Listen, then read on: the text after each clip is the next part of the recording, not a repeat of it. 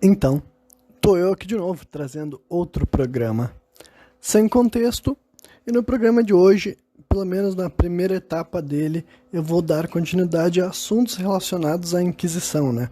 No programa sem contexto anterior, eu falei sobre a Inquisição.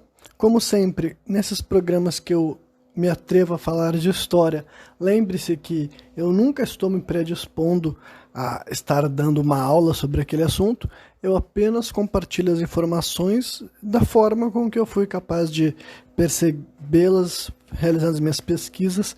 Eu acredito sim que eu consigo dar uma forma e um corpo bem real sobre aquilo que aconteceu, né? Afinal, a realidade mesmo apenas quem viveu para saber como que foi, mas se a pessoa se empenhar a utilizar de empatia, neutralidade, tu consegue perceber certas possibilidades históricas como algo assim mais passível de ser realidade, e quanto a outras coisas é mais fácil de encarar como uma narrativa que estava tentando vender uma ideia para as pessoas, né? Então, a Inquisição, como eu tinha dito no programa anterior, trata-se de um tribunal realizado pela Igreja Católica em busca de hereges. Mas, como eu falei, também não é exclusivamente hereges, né? Além de hereges, pessoas consideradas bruxas, feiticeiras, né? Gente que praticava xamanismo ou era considerado pagão, dependendo também até outros comportamentos, até mesmo sociais, sabe? Como, por exemplo, homossexualidade, bissexualidade, bigamia também, que é ter 2 casamentos, por exemplo, né? Dependendo de quem estava realizando a Inquisição, mais coisas além da heresia também podia ser julgado, também podia ser incriminado e também podia ser executado, né? E daí, esse movimento de Inquisição, eu vi que as pessoas hoje em dia até fazem uma separação de Inquisição antiga e moderna, porque a Inquisição antiga seria aquela ali que iniciou-se, né, no sul da França, principalmente com relação aos cátaros, né? Cátaros, na verdade, né? No programa anterior tinha momentos que eu falava cátaros, depois cátaros, né? A pronúncia certa é cátaros, mas várias vezes eu errava, né? E como eu mencionei também, vários outros grupos históricos, né, foram perseguidos, principalmente nos primeiros 300 anos da Inquisição, porque assume-se que eles foram extintos de verdade, né? Que são grupos como os valdenses, Umiliati, Fraticelli, Hussitas, Beguinas e Conversos. Esses Conversos não, porque é o que vai vir depois, né? Toda a história de cristão novo que eu vou abordar um pouco mais aqui nesse programa. Mas esses daí, acredita-se que esses grupos foram perseguidos mais, né? Como os nomes denunciam, na Itália. Mas não apenas Itália. Itália, França, Alemanha, lembrando que nenhum desses países existiam com esses nomes na época, né? Eram sempre reinos, né? Reinos que dentro do próprio reino era dividido entre ducados, principados, etc, etc, etc. Mas esses nomes França, Alemanha e Itália, para a gente ter uma ideia.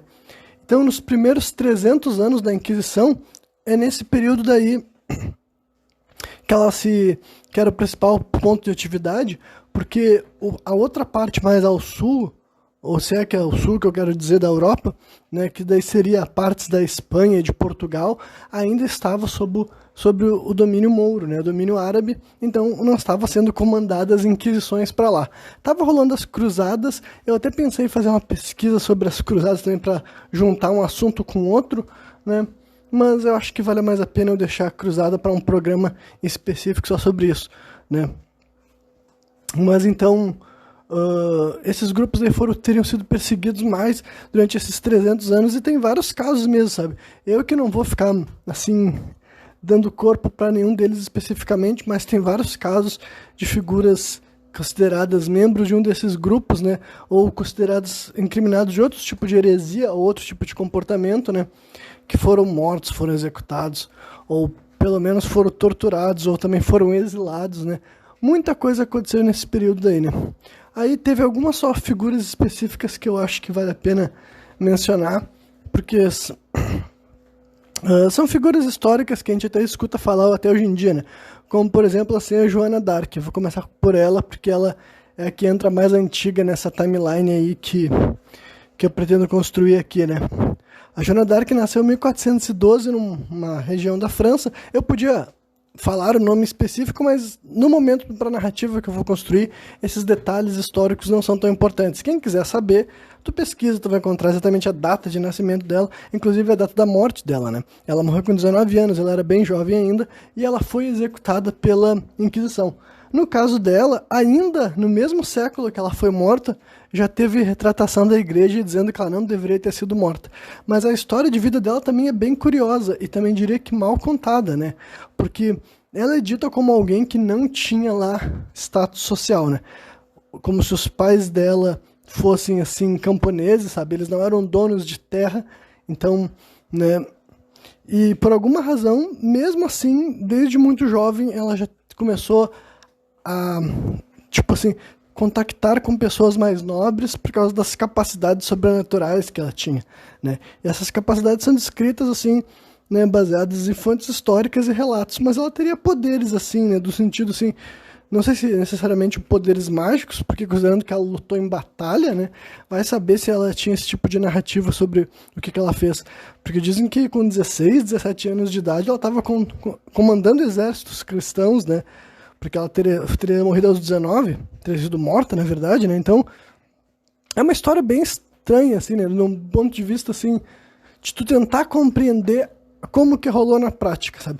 Como que uma menina dessas conseguiu, sabe, para começar a ser ouvida, chegar até o rei. Tem até uma história bem, né, que cheira a fantasia, mas se não é fantasia, evidencia que ela era mágica mesmo, né? Que ela queria se encontrar com o rei da França, daí não me lembro se era da França, mas acho que sim, porque estava tendo uma disputa entre os franceses e os ingleses, e ela ia ajudar os franceses a expulsar os ingleses. Eu posso estar errando esse contexto, mas era mais ou menos aí nesse sentido. Ela foi se encontrar com o rei da França, e o cara daí, ele tinha feito aquela coisa de trocar as roupas dele com outro sujeito, né? Afinal, a menina não saberia quem era o rei da França, então ela teria chegado na sala e sem nunca ter visto o rei, ela saberia quem no meio daqueles homens era o rei, sabe? Ela ia chegar, ela ia ver um cara com a coroa, ia virar para outro cara e chegar, é tu que é o rei, que não sei o que lá, porque ela tinha esses poderes. Então, assim, se isso é real, evidencia que ela era uma pessoa sobrenatural. Vocês sabem que eu sou uma pessoa que acredito em esse tipo de capacidade, então eu não tô aqui para dizer que essa mulher, quem sabe, não foi uma pessoa, tipo assim, muito atípica, por isso ela viveu uma vida muito difícil de outras pessoas terem vivido. Pode ter sido isso. Mas supondo que não tenha sido, sabe? Por que uma história dessas ficou popular? E daí, o que de fato aconteceu? Como que de fato uma menina que não tinha poder social, muito jovem ainda, se tornou relevante a ponto de ser ouvida numa sociedade que supostamente era extremamente sexista, sabe? Extremamente sexista e raramente estaria dando vozes para uma mulher. Dá muito a entender que de fato eles acreditavam no que ela falava, sabe? Tipo, como se a palavra dela não fosse para ser contestada, sabe?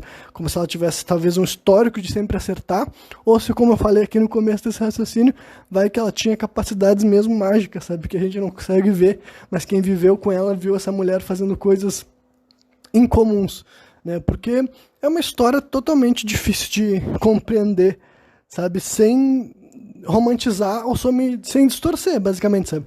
Porque se tu tentar interpretar essa história do jeito mais, assim, realista possível, não tem como ser real, digamos assim, sabe? No sentido de que, essa menina deveria ter alguma espécie de justificativa para ela ser levada a sério, sabe? Não tem como imaginar que uma mulher anônima consegue ascender para a posição de general. Não sei se deixa eu ver se tem um título aqui. Deixa eu ver.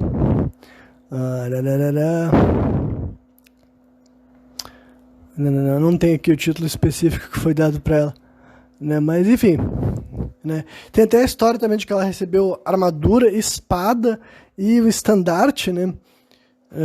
É um bagulho assim que eu não sei se tem quantos exemplos de mulheres nessa posição, sabe? Meninas ainda na adolescência que recebiam todas essas ferramentas e utilizaram elas no campo de batalha mesmo, sabe? Ou ela de fato não era uma pessoa comum e por isso ela conseguiu viver essa história, ou se ela era só uma mulher sem capacidades fora da realidade, digamos assim. É muito difícil acreditar que ela era só uma camponesa, tá ligado? Porque assim, mulheres em figura de liderança e poder não é incomum, mas a questão é que elas tinham uma justificativa para elas estarem naquele lugar, entendeu? Ou ela era uma rainha, princesa, ou era, né, uma rainha viúva, né, de um rei que morreu e a mulher ficou no poder. Existem líderes mulheres de exércitos, embora nem sempre, muitas vezes as rainhas necessariamente eram militares, até onde eu sei realmente figuras históricas de mulheres líderes de batalha, até onde eu sei, são bem pequenas, sabe?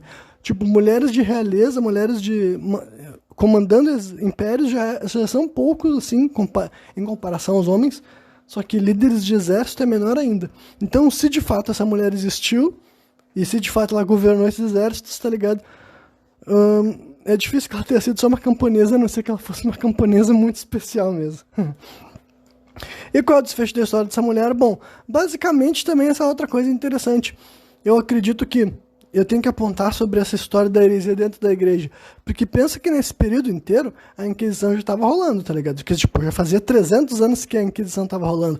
Tava rolando uma guerra, inclusive, também entre a França e a Inglaterra, que eu não vou mencionar muito aqui, mas até o de Guerra de 100 Anos, que é uma... Muita gente fala que é a guerra mais importante da história da Europa, né? E daí, deixa eu ver aqui, isso aqui eu tô vendo assim, folheando mesmo na Wikipédia, ó. Na primavera de 1430, Joana d'Arc retomou a campanha, tá, melhor só pular pra dizer que, deixa eu ver quando que ela foi pega. Ela foi entrevistada pelo próprio Duque de Borgonha entre dia 27 e 28, né, Filipe III. Naquele momento, Joana era propriedade do Duque de Luxemburgo, ela foi levada para o castelo de Beaurevoir, onde permaneceu todo o verão, enquanto o Duque de Luxemburgo negociava sua venda. Ao vendê-la aos ingleses, Joana foi transferida a Rouen. Aí eu não vou ler todo aqui o processo, mas basicamente ela foi julgada, e até onde eu sei, ela foi julgada como bruxa, né, esse tipo de coisa. O que corroboraria a história de que ela é uma mulher especial mesmo, tá ligado? Porque se ela tinha capacidade de ver e ouvir e falar coisas e quem sabe até fazer outras coisas a mais, né, bruxarias a mais do que isso, fazia sentido que a partir do momento que ela tivesse, assim, tipo, já tivesse servido o propósito dela, ela teria sido descartada, digamos assim, né? Porque por toda a definição de heresia, ela deveria ser uma herege, no sentido assim, de que talvez ela acreditasse na mesma doutrina, literalmente na doutrina bíblica do jeito que a Igreja Católica quisesse. Mas ou talvez não, sabe? Ou talvez ela tinha uma convicção espiritual diferente, uma maneira diferente de lidar, capacidades também que eram consideradas erradas de uma mulher ter, né? E ela foi morta numa fogueira mesmo, daquele estereótipo bem... A Joana foi queimada viva em 30 de maio de 1431. Então, né... quase 600 anos atrás, exatamente, né? Com apenas 19 anos de idade. Aconteceu na Praça do Velho Mercado, né? Place du Vieux Marché, às 9 horas, enfim. É isso aí. Então, é um exemplo de uma história, uma figura histórica que foi morta pela Inquisição. E como eu te falei para vocês, melhor dizendo, né?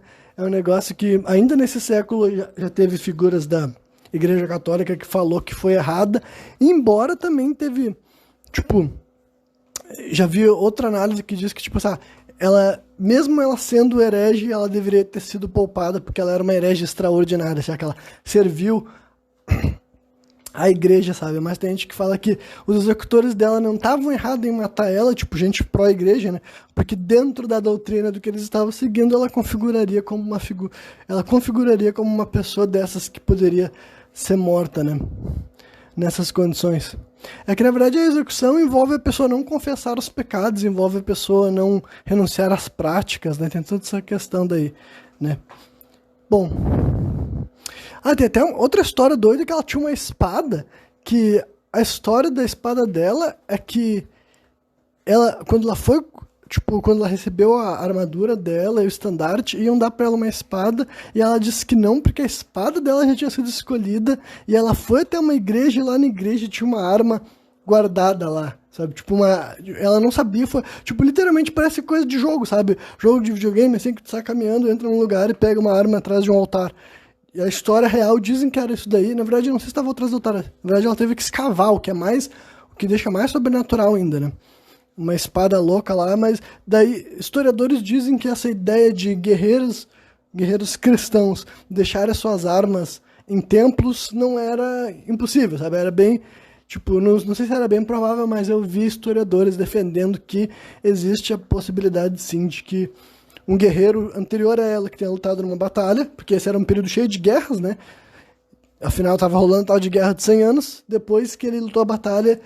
porque ele ia se aposentar, ou porque outra questão, ele deixou a arma dele numa igreja, porque era um lugar que outras pessoas cristãos poderiam vir a se armar, tá ligado? Essa é a história. Mas ela já falou isso, a minha arma já foi escolhida, tá ligado? Então, assim, cara, é uma história bem louca, eu acho bem interessante, na realidade, né? Mas o trecho sobre a Joana d'Arc desse programa era só esse, pra gente poder continuar construindo, né, uma linha do tempo e o tipo de e poder provocar reflexão sobre o que foi a Inquisição e o que ela provocou, né? E daí também vamos chegar um pouco no Brasil, e antes de chegar no Brasil temos que chegar em Portugal, né? E antes de chegar em Portugal tem que chegar na Espanha, porque a Espanha e Portugal são muito ligados, né? Nesse momento, até onde eu sei, não existia nenhum dos dois com esses nomes assim especificamente, eu acho, né? 1400 no caso, né? Não tinha nem reino de Portugal, nem reino da Espanha, mas ia rolar o período da Reconquista com uma união de dois reinos, né? Que era o de Leão e Castela. Tem dois reis que entraram para a história como os reis católicos, né? E eles foram os responsáveis por ter iniciado a Inquisição em Portugal na Espanha, e daí, mesmo depois que eles já estavam mortos, esse costume ainda já estava por lá, e daí um dia um rei de Portugal mandou rolar uma Inquisição aqui no Brasil, tá ligado? Então, tudo começa por causa dessas figuras, né? Então, o rei é Isabel de Castela e o Fernando de Aragão, né? Então, acho que eu estava falando errado, Leão e Castela, não devia estar falando isso, mas enfim, então não era Leão e Castela, era para ser Aragão e Castela, isso. Aragão e Castela foram, esses dois daí, eles se casam, né? O reino deles se une, rola toda a Batalha da Reconquista, que eu também não vou entrar aqui nesse momento para falar sobre isso, né? Mas daí basicamente foram, depois que eles tinham criado o Reino da Espanha, que foi criado em 1512, daí ó, aí 1512, só para situar um pouco na linha do tempo, pense que em 1512 tinha acabado de rolar o descobrimento do Brasil, entre aspas, né? Em 1500, e como eu falei, as coisas que aconteciam em Portugal reverberavam, quer dizer, que aconteciam na Espanha reverberavam em Portugal, porque ainda era essa história, vários reinos, vários pequenos poderes coexistindo, sabe, de uma forma ou de outra. Mas esses reis eu só citei para dizer como eles foram os dois reis, né, o casal no caso, que pediram para o Vaticano, olha, a gente quer que role a Inquisição em Portugal, e o Vaticano obviamente aceitou.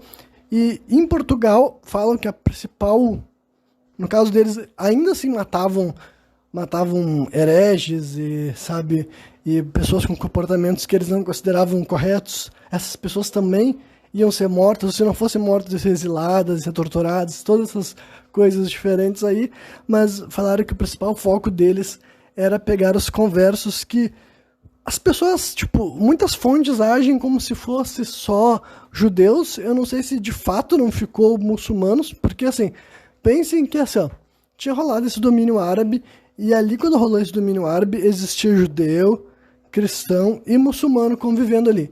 E esse foi um domínio árabe que durou durante 700 anos. Então, eu imagino que mesmo que não tenha rolado uma conversão em massa para o islamismo, é bem provável que tinha uma comunidade de pessoas muçulmanas. E com a retomada e com a reconquista, até onde eu sei, esse processo de retomada e reconquista são batalhas que rolam entre os exércitos, e depois quando um exército toma uma cidade, ele não necessariamente faz um genocídio. Muitas vezes fazem, mas não necessariamente fazem. Então, por essa lógica, deveria ter ficado também uma população, tipo assim, não digo grande, mas sei lá, relevante de muçulmanos também, né? Mas basicamente daí, quando rola a Inquisição, a principal intenção da Inquisição era pegar esse tais de conversos, que eram os cristãos novos. Porque basicamente eles queriam ter certeza que o reino era católico, entendeu? Era ter certeza que inventaram esses dois títulos, né? Cristão novo e cristão velho. Cristão velho era todo mundo que já era católico antes da Reconquista, né? E já estavam morando lá em Portugal e na Espanha, né? Partes de Portugal, partes da Espanha. E cristão novo eram os conversos que esse nome podia ser dado tanto para gente que era judeu quanto que para gente que era muçulmano, mas por alguma razão muitas fontes tratam como se fosse apenas judeus, né? E daí foi ali que também rola vários dos, tipo assim, expõe como essa falácia da sociedade judaico-cristão pós-moderna, tipo assim, ignora uma parte gigantesca da história, porque, né, até onde eu sei, cristão sempre perseguiu o judeu, tá ligado? Antes da Reconquista e principalmente depois da Reconquista agora, porque, né, eles tinham medo que centros populacionais que não fossem fervorosamente católicos ia ameaçar essa união desse reino, entendeu? Eles não queriam que tivesse mais dois reinos, era para ser um grande reino da Espanha de agora em diante. Então, basicamente, eles achavam que manter a maior parte da população desses países como católicos mesmo e seguindo a doutrina católica, né, era uma coisa boa, legítima. E aí tem mais uma vez separa entre as pessoas que concordam e não concordam. Ninguém concorda com as execuções das pessoas. Pelo menos eu não acho que as pessoas, né, por mais católico que o cara seja, acho que ele não concorda que os judeus deveriam ter sido mortos ou exilados para lugares selvagens, sabe? Dizem que um dos jeitos mais horríveis que Portugal costumava matar conversos era mandando para uma ilha, que eu devia ter pesquisado o nome, quem sabe eu faço uma pausa aqui, pesquiso para falar para vocês, o nome de uma ilha que ela só tinha, assim, umas fortalezas, sabe, não era uma ilha habitada mesmo, só tinha umas fortalezas para quando tinha que ter soldado lá, e tinha crocodilo morando nessa ilha, sabe, então as pessoas eram exiladas lá, basicamente sabendo que elas iam morrer, tá ligado, não era um lugar que eles iam ter como sobreviver por muito tempo, e logo eles iam acabar sendo devorados por crocodilo. Então é um negócio que tu fica assim, não tem como tu relativizar essa parada, tá ligado? É um negócio assim, não só é cruel, tipo assim, não só é ruim, tipo, errado, ruim, condenável, mas tem um requinte de crueldade, tá ligado? E era feito pela igreja, sabe? Simples assim. Assim, eu até acho que eu posso fazer umas contextualizações a mais dessa questão envolvendo o povo judeu em Portugal e na Espanha, porque basicamente toda a história do antissemitismo ela é bem convoluta, sabe? É bem, tipo, é notório que ele vinha e ele ia embora e as pessoas de ascendência judia prosperavam e depois tinham problemas por ser judeus, tá ligado? Mas não é uma coisa assim constante o tempo inteiro, sabe? Especificamente nesse início do século XV, né, antes desses reis católicos casarem, se unirem, né, para unificar a Espanha, as coisas estavam mais estáveis para o povo judeu. Foi só em 1492 que é literalmente assim, não sei se a expressão é promulgada, né, mas é 1492 que os judeus são expulsos da Espanha. Então é bem claro que eles já estavam lá na Espanha e essa expulsão de judeus faz com que muitos deles vão para Portugal e eles são aceitos em Portugal pelo rei. Só que daí a narrativa histórica mais, tipo assim, que a gente encontra mais facilmente é que o povo português, daí também eu não sei o que os, assim, quando os historiadores da época estão se referindo ao povo, né, o que eles estão de fato identificando como povo? Quem era esse povo? Porque dizem que basicamente a população católica de Portugal começou a se incomodar com o quanto que os judeus eram assim beneficiados e o que dá a entender que de fato havia proteções, assim, sabe? Eles tinham, se vocês pesquisarem especificamente sobre essa história, assim, judeus em Portugal, vai contar mais ou menos essa narrativa que diz que durante algum tempo eles tinham ligações com os reis, né? E tinham a possibilidade deles mesmo se julgarem, né? Aquela mesma história do Carral que eu já mencionei aqui em outro programa Sem Contexto e tudo mais, de que os judeus, historicamente, várias vezes eles eram garantidos esse direito, sabe? De que eles podiam se julgar, entendeu? Eles tinha uma hierarquia separada só pelos judeus, sabe? Até mesmo figuras religiosas, né, que tinham poder também, e isso gerava essa sensação na população, sabe? Essa insatisfação que eles tinham, dizendo que o rei tratava eles melhores, inclusive, né, do que os católicos lá de Portugal. Tem até a história de que essa aqui é uma coisa bem interessante também, que passa muito batido. Do nada agora eu vou falar sobre o Silvio Santos, mas é porque o Silvio Santos tem a ver exatamente com isso daí. Né? Não sei se vocês sabem Até porque é uma informação que, tipo assim, ela não é escondida. Se vocês pesquisarem isso, tem clipes até mesmo do próprio Silvio Santos falando na televisão de que ele tem ascendência judia, né? Ele dá um nome, Isaac Abravanel, e ele diz que esse cara consertou as finanças de Portugal, tá ligado? Dizem que ele trabalhou literalmente pro rei de Portugal, né? E que, graças a, né, os conhecimentos dele, né, de economia, digamos assim, daquela época, se é que dá para usar a palavra economia para definir isso daí, e consertou as finanças de Portugal, tá ligado? Isso daí antes da linhagem dele, né, vir parar aqui no Brasil.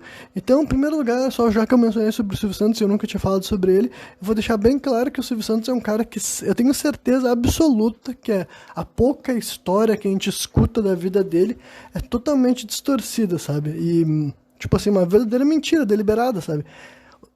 Eu tenho certeza que o Silvio Santos não é um cara anônimo, sabe? Que ele nasceu numa família anônima e que a fortuna dele veio através dele ter sido, assim, um camelô, sabe? Que era essa história, uma das lendas urbanas, assim, sabe? Aqui no Brasil não existe muito essas lendas de self-made man.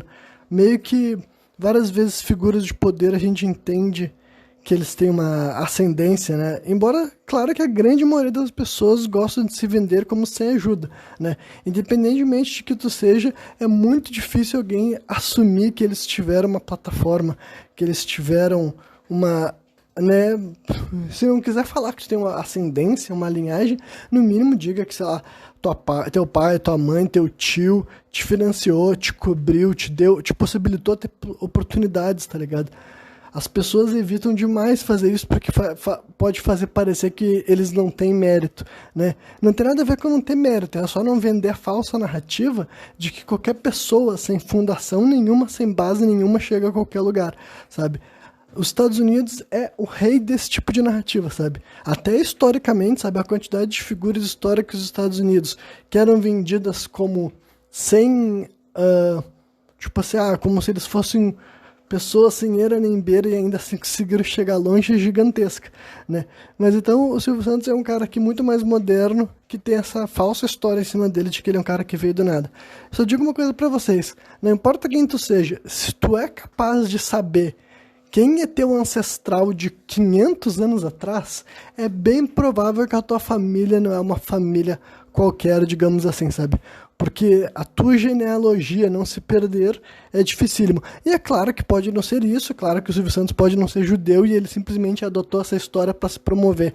Mas eu acharia estranho justamente por ter essas evidências, entendeu? Esse sobrenome dele, né, que sempre teve esse nome de Cenoura Bravanel e tudo mais, né? Então eu achava um nome muito estranho, assim, porque alguém se chama assim, depois que eu entendi toda essa história, né? Mas então esse parente dele se chamava assim, né, como é que é mesmo o nome que eu tinha falado? Isaac Abravanel. Esse era o nome do ancestral do Silvio Santos, né? Mas daí voltando, por que eu falei isso? Porque tem tudo a ver com esse contexto aqui, entendeu? Antes de virar um problema, não era um problema, sabe? No sentido assim, de que tinha judeus vivendo em Portugal antes da Espanha proibir os judeus lá, né? Então tu vê que é um movimento assim verticalizado, entendeu?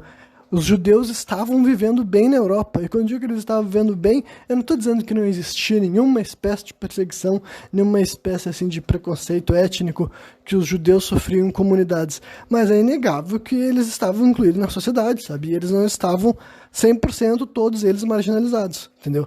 Eles estavam vivendo uma... Tanto é que, tipo, até porque... É óbvio que a situação deles vai piorar muito agora, sabe? No final do século XV e no século XVI, a vida do judeu começa a piorar muito na Europa. Então, se ela piorou, é inegável que ela não estava tão ruim assim, entendeu? Isso que eu estou querendo apontar, né? Então, começa a rolar essa indignação popular, né? Dizendo que os judeus estão sendo preferidos e protegidos, etc, etc, etc. E, eventualmente, culmina com um evento que isso daí marca praticamente o início do fim da estabilidade judia em Portugal, que é 1506. Então vamos fazer umas considerações, entendeu? 1492, os judeus são expulsos da Espanha, né? Então, isso são de 14 anos depois, né? 14 anos depois, isso já rolou o dito descobrimento das Américas, sabe? Rolou o descobrimento das Américas. Por que é importante a falar dessas coisas? Porque diz assim que até mesmo na navegação de Cabral existia judeus, né? Especificamente judeus conversos, cristãos novos, essas coisas, sabe? E essas pessoas ainda eram essencialmente judeus, né? Tem até a expressão também cripto-judeus, que eram os judeus que davam um jeito de praticar o judaísmo escondido, entendeu? Porque a Inquisição já existia. Não estava rolando uma Inquisição com o nome declarado ainda em Portugal. Eu acho que na Espanha já estava, né? Só que também vocês podem ver que no começo da Inquisição não marcava especificamente os judeus como o inimigo, sabe? Talvez até outra coisa que a gente pode sugerir ou supor é que talvez figuras judias estavam adquirindo mais poder nesse mesmo período, né? Para manter a minha mesma linha de raciocínio que eu falei com relação aos cátaros e outros grupos considerados hereges, sabe? Os judeus estavam convivendo ali, tem toda a questão também do domínio mouro, né? Tá rolando todos esses movimentos históricos, a gente tem que tentar, temos que fazer o possível para tentar compreender como que isso estava rolando na prática, entendeu? Porque rolou a Reconquista e rolando essa Reconquista começou a ser muito pior para a vida do judeu que estava ali. Até que vários viajaram tanto para a região da Ásia, quanto até aqui para o Brasil também, né? Outra coisa que vem falar que é só difícil de entender exatamente como que ao mesmo tempo que rolava perseguição, ainda existia figuras por exemplo, né, o exemplo que eu já dei uma vez é o Fernão de Noronha, né? Depois a gente modernizou esse nome para Fernando de Noronha. Esse cara, ele era dono do Brasil, sabe? No sentido de que ele tinha um direito de exploração quase que único no período que ele viveu. E ele era judeu. Hoje em dia, saber que ele era um cristão novo. Então, assim, ao mesmo tempo que na história dizem que cristãos novos estavam passando por maus momentos, porque eles nunca foram bem recebidos pelos cristãos velhos, como assim que um cristão novo era um dos caras mais ricos em Portugal, tá ligado? Que era esse sujeito daí. Ele não era assim, um cara assim, né, que hoje em dia se fala da baixa burguesia, entendeu? Ele não é assim um riquinho. Ele era um dos caras mais poderosos de Portugal durante o período que ele estava vivo. E ele era um cristão novo, entendeu? Então tem todas essas, assim, é realmente difícil entender o que estava acontecendo de fato. O também que dá para imaginar é que havia um pequeno grupo de judeus bem posicionados que detinham muito poder e influência, e esse pequeno grupo de judeus bem posicionados fazia com que o restante da comunidade judia era mal percebida, sabe? Os judeus que não necessariamente tinham poder político, religioso, não necessariamente tinham poder militar, eles eram vistos assim devido à má reputação ou sei lá o que os judeus de destaque obtinham, acabava respingando nesses daí, entendeu? Porque é indiscutível que tinha judeus bem posicionados na sociedade, inclusive ainda mais nesse período que estava rolando, chacina, genocídio, escravização, sabe? Mas só para deixar claro também, sempre que pessoas judias eram mortas nesses momentos de inquisição e excessos assim e tal, evidentemente que é tão condenável quanto qualquer outro povo que está passando por esse tipo de calamidade, entendeu? É revoltante da mesma forma, é trágico da mesma forma, porque geralmente em todos esses capítulos a gente é inocente pagando pela loucura de poder de outras pessoas, sabe? No final das contas é isso. Ou, né, no caso desse massacre de Lisboa em 1506, nem a loucura de poder, a história é de que veio emanou do povo, sabe? O rei, supostamente, esse Dom Manuel, não tinha problemas com a comunidade judia, mesmo ele já tendo recebido ordem para expulsar os judeus.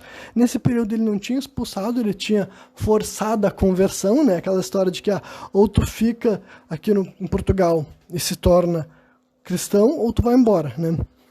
E tem toda a história também de que mandaram sequestrar várias crianças judias e dar para famílias cristãs criar eles, sabe? É uma coisa bem horrível mesmo, assim, de se imaginar, né? Mas anteriormente a isso estar rolando, esse mesmo rei daí, supostamente ele era, assim, se não simpático aos judeus, pelo menos tolerante.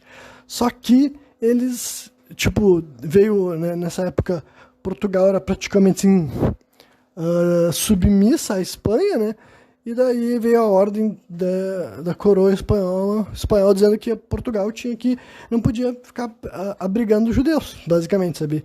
E falaram que o rei de Portugal tentou falar assim, mas não dá mesmo, não dá. Aí ele teve essa história daí, então já fazia 3 anos que tinha rolado essa conversão em massa, sabe? Fazia 3 anos que tinha rolado essa conversão em massa e também já tinha começado a vir judeus aqui pro Brasil, sabe? Porque o Brasil foi descoberto em 1500, é que também essa outra história que eu teria só que fazer um programa sobre, sei lá, os 50 primeiros anos do Brasil, porque ao mesmo tempo que as pessoas ficam falando que não aconteceu nada, já tinha coisa acontecendo sim, sabe? Já tinha viagens pra cá e tudo mais. Dizem que a primeira expedição para colonização do Brasil mesmo, da coroa de Portugal, foi em 1531, né? Mas é indiscutível que já estavam acontecendo coisas pra cá. Talvez a gente tenha poucos documentos, pouca evidência para poder falar com propriedade o que de fato se desenrolou. Mas é bem provável que tem muito material para se especular, sabe? Realmente fazer especulação histórica, porque coisas estavam acontecendo no Brasil tão logo ele foi descoberto e, na minha opinião, até antes dele ter sido descoberto oficialmente, né, do jeito que a gente ouve falar. Mas então aí em 1503, no caso, já tinha rolado essa primeira imigração judaica, né, para o Brasil. De vez em quando eu tô falando judia ou judaico, eu acho que não é errado nenhum dos dois jeitos, né? Honestamente, não é minha intenção. É só um erro de desconhecimento mesmo, se for o caso. Né? Mas, enfim. Então, esse massacre daí fala que foi motivado... A história que sobreviveu até os dias de hoje, que é de relatos de fontes históricas, algumas contemporâneas ao evento, mas ninguém que tenha vivido de fato naquilo lá, sabe? Eu vi que tem um... Como é que é mesmo o nome de um dos caras que reportou esse evento? É um cara chamado Damião de Góes, né? Damião de Góes, ele era um português e tudo mais, e ele estava vivo quando rolou esse massacre, mas ele era uma criança, sabe? Tipo, 3 ou 4 anos de idade, então ele não viveu lá para ver, ele só compartilhou isso daí, outras histórias, e enfim. Teve outro sujeito, assim, teve um cara, tal de Garcia de Rezende, que fez um poema sobre a situação, e esse poema que esse cara fala tem informações que batem com o relato do outro sujeito, né? Mas os dois apenas podem ter buscado inspiração da mesma fonte, sabe? Se é que tinha uma fonte anterior, provavelmente tinha, né? E quem de fato reportou essa história? Porque a história seria assim, tava rolando isso era na Semana Santa, então coincidentemente bate com o período que eu tô gravando esse programa, né? Com hoje sendo dia 1º de abril. Então, na Semana Santa, algo que foi, sei lá, 2 semanas atrás, se não me engano, né? E tava rolando uma peste em Portugal, tinha pessoa passando por doença, fome, seca, e daí já tava rolando uma vontade de culpar os cristãos novos por isso. E daí falaram que tava rolando, as pessoas estavam rezando, pedindo paz, isso e aquilo, e um cristão na multidão teria dito que viu a imagem de Cristo e que isso era um sinal de um milagre, e daí um cristão novo teria dito que não, eu não vi nada, eu acho que esse cara daí tá viajando, ele viu uma luz, ele viu um reflexo, e daí os cristãos velhos, né, esse cristão novo seria um judeu no caso, né, e daí os cristãos velhos não teriam gostado do cara contrariar o milagre do outro, arrastado ele pra rua e matado ele, sabe? Literalmente assim, e daí depois dessa primeira morte virou uma loucura generalizada. É assim que é dito mesmo, falaram que em 3 dias mataram, né? Os números sempre são assim, tem números que estão falando de 5 mil, 6 mil mortos, e daí sempre que eu penso nessas histórias como que chegam nesses números, tá ligado? Quem é que fazia uma contagem de corpos para poder relatar, ainda mais, tipo assim, considerando que nenhuma das pessoas que eu li, pelo menos falando sobre esse evento, estavam na cidade quando rolou isso, e geralmente, está rolando isso, que é uma chacina generalizada, porque é descrito de maneira horrível mesmo, sabe, sombria, falando que matavam homens, mulheres, crianças, entendeu? Que queimavam pessoas, ou matavam com armas, ou atiravam nas paredes, tem descrições assim horrendas do que estava rolando lá nessa cidade durante 3 dias, supostamente só por causa desse capítulo, sabe? Já tinha essa insatisfação, né? Isso que estava crescendo ao longo de 10 anos já, né?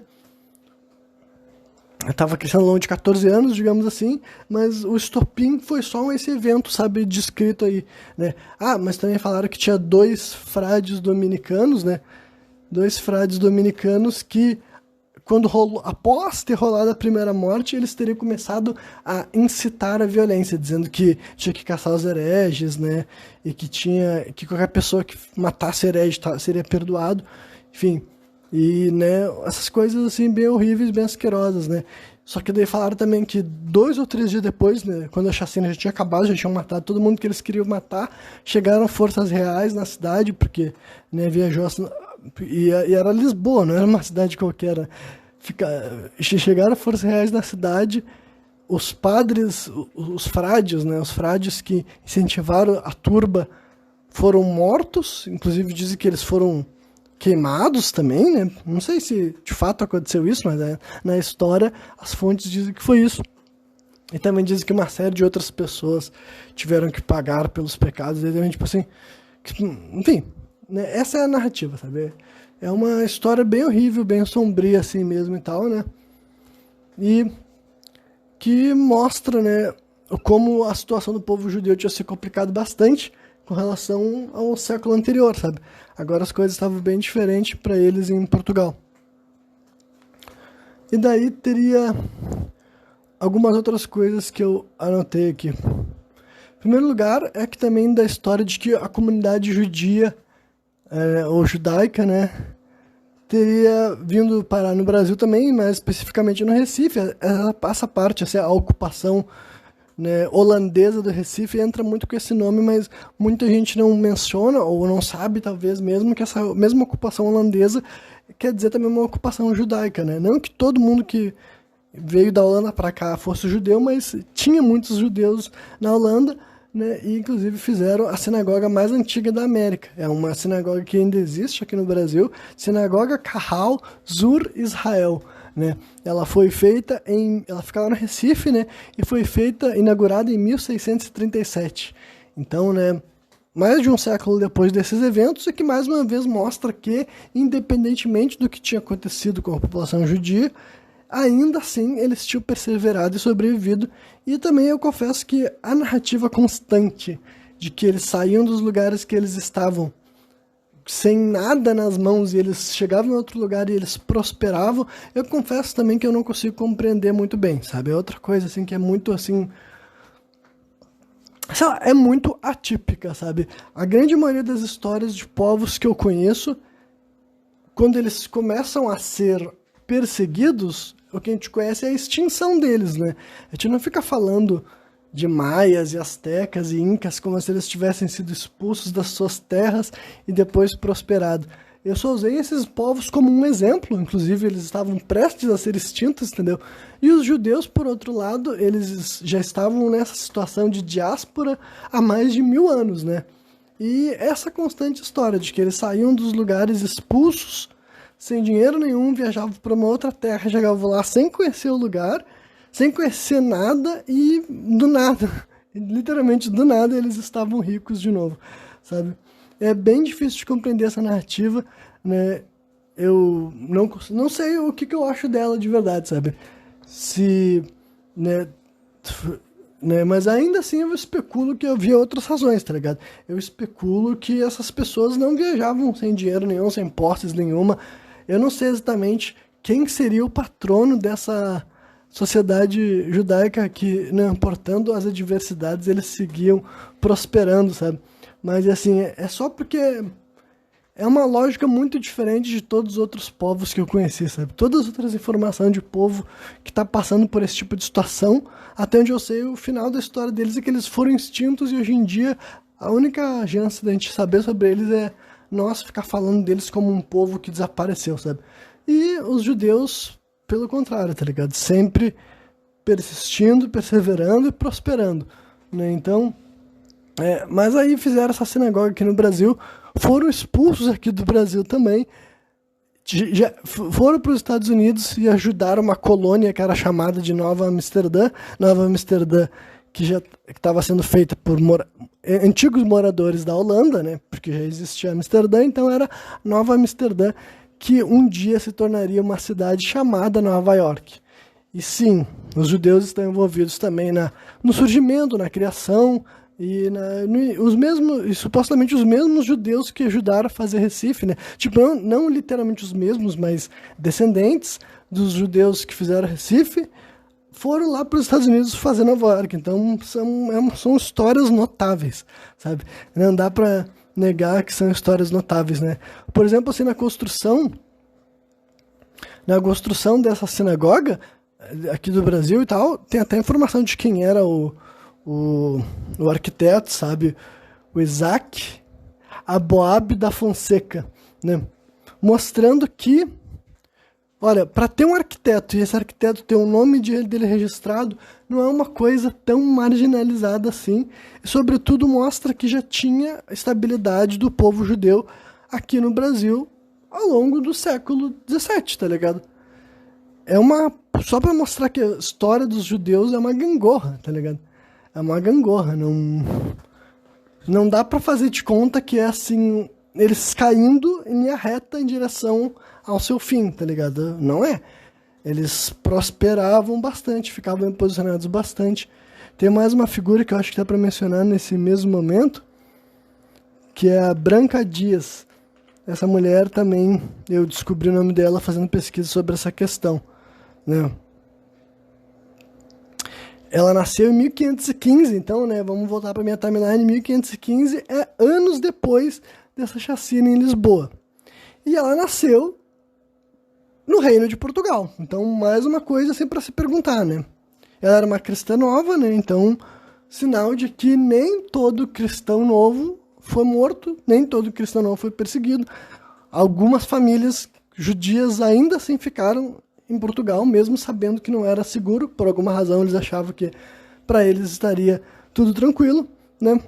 E essa mulher depois ela teria morrido aqui no Brasil, né? Ela morreu em 1579, então, sei lá quantos anos ela tinha, não tá aqui simplificação, né? Mas é uns 60, 70 anos, é isso? 74 anos, 74 anos ela morreu, viveu uma vida longa, né? Viveu nessa capitania de Pernambuco, que era o nome na época, no caso.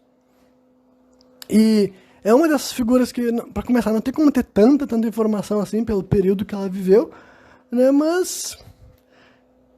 E ela teve assim, um monte de filho. Ela foi eu vi sites chamando ela de uma das maiores matriarcas do início do Brasil.